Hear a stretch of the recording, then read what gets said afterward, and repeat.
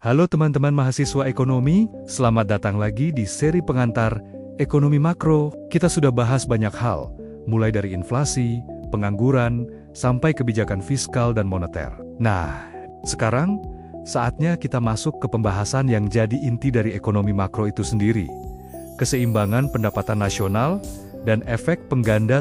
Bayangkan, seluruh kegiatan ekonomi di suatu negara. Semua orang bekerja, memproduksi barang, melakukan jual beli, dan juga berbelanja. Kalau semua aktivitas itu kita jumlahkan, kita akan dapat sebuah angka besar yang disebut pendapatan nasional. Sederhananya, pendapatan nasional adalah total nilai barang dan jasa yang dihasilkan oleh suatu negara dalam periode tertentu. Ini adalah ukuran seberapa besar mesin ekonomi kita bekerja. Nah, titik keseimbangannya terjadi saat total pengeluaran sama dengan total pendapatan.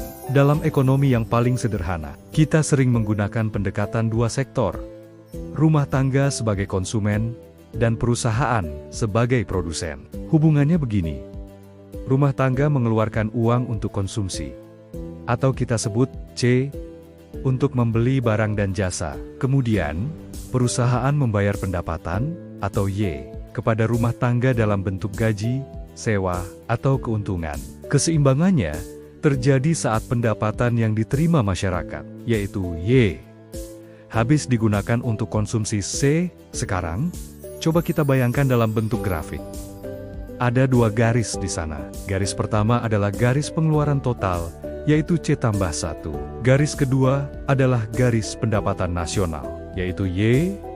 Titik potong antara kedua garis inilah yang kita sebut sebagai titik keseimbangan ekonomi. Kalau pengeluaran total ternyata lebih besar dari pendapatan, maka produksi akan didorong untuk naik. Sebaliknya, kalau pengeluaran lebih kecil, produksi akan turun.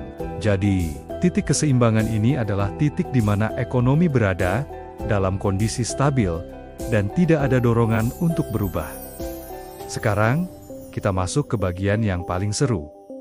Efek pengganda. Efek pengganda atau multiplier effect adalah sebuah konsep di mana setiap kenaikan pengeluaran dalam ekonomi akan menghasilkan peningkatan pendapatan nasional yang jauh lebih besar dari kenaikan awalnya. Bingung? Oke, kita pakai contoh sederhana. Misalnya, pemerintah memutuskan menambah pengeluaran sebesar 100 miliar rupiah untuk proyek pembangunan jalan tol. Uang itu akan digunakan untuk membayar gaji para pekerja, membeli bahan bangunan dari pemasok, dan membayar jasa-jasa lainnya. Nah, para pekerja yang menerima gaji itu kemudian akan menggunakan uangnya untuk belanja kebutuhan sehari-hari di pasar. Para pedagang di pasar pun jadi dapat penghasilan tambahan. Lalu, mereka belanja lagi untuk kebutuhan lain. Begitu seterusnya. Perputaran uang ini terus-menerus menciptakan pendapatan tambahan di berbagai lapisan ekonomi. Inilah yang disebut efek berantai. Satu kebijakan kecil bisa menggerakkan roda ekonomi secara luas. Efek pengganda ini bisa kita hitung dengan rumus. Loh, rumusnya adalah K sama dengan 1 dibagi 1. MPC atau K sama dengan 1 dibagi MPS. MPC adalah Marginal Propensity to Consume, yaitu kecenderungan masyarakat untuk membelanjakan pendapatannya. Sedangkan MPS adalah Marginal Propensity to Save, yaitu kecenderungan untuk menabung. Contohnya begini.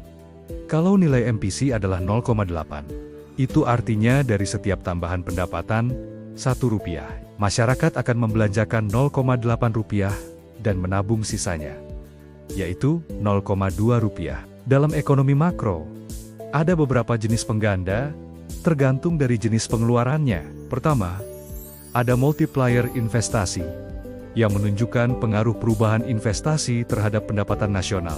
Kedua, ada multiplier pajak, yang menggambarkan seberapa besar pengaruh perubahan pajak terhadap pendapatan. Ketiga, ada multiplier pemerintah, yang mengukur efek dari perubahan pengeluaran pemerintah terhadap pendapatan nasional. Dan yang terakhir, ada balance budget multiplier. Ini terjadi kalau pemerintah menaikkan pengeluaran dan pajak dalam jumlah yang sama. Menariknya, pendapatan nasional tetap akan meningkat, karena efek pengganda dari pengeluaran itu lebih besar daripada efek negatif dari kenaikan pajak. Tapi, Teman-teman harus ingat ya, efek pengganda ini tidak selalu sebesar yang ada di teori. Dalam praktiknya, banyak sekali faktor yang bisa memperkecil efeknya. Misalnya, sebagian pendapatan digunakan untuk membeli barang impor. Nah, uangnya jadi lari ke luar negeri. Atau, masyarakat ternyata lebih suka menabung banyak, sehingga perputaran uang jadi lebih lambat. Pajak yang tinggi juga bisa mengurangi daya beli masyarakat. Selain itu, kalau kapasitas produksi sudah terbatas, pertumbuhan ekonomi juga akan terhambat. Jadi, walaupun konsep multiplier ini sangat penting, penerapannya tetap harus disertai kebijakan-kebijakan pendukung lainnya agar efektif.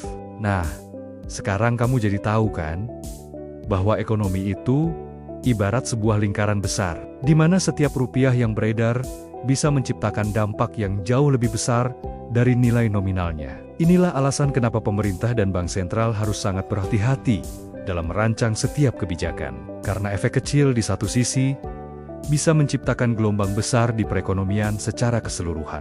Terima kasih sudah nonton Pengantar Ekonomi Makro, episode 8. Di episode berikutnya, kita akan bahas topik yang gak kalah penting, yaitu perdagangan internasional dan neraca pembayaran.